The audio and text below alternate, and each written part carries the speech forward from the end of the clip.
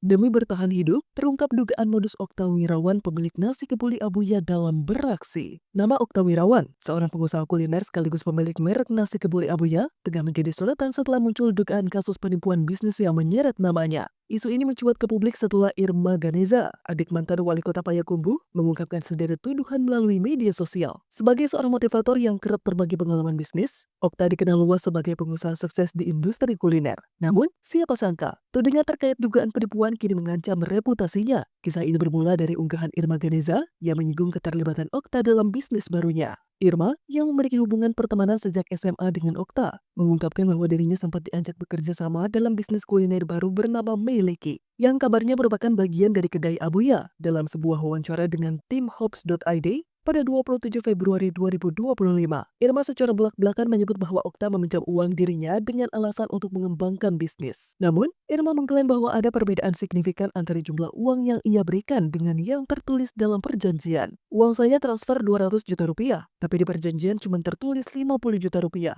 Semua salah total, ungkapnya dengan nada kecewa. Selain itu, Irma juga membagikan tangkapan layar percakapan dengan Okta yang menunjukkan ajakan bisnis terkait merek Meileki. Pada percakapan tersebut, Okta menjelaskan bahwa merek tersebut akan dijalankan di kawasan Cibubur sebagai salah satu cabang bisnis kulinernya.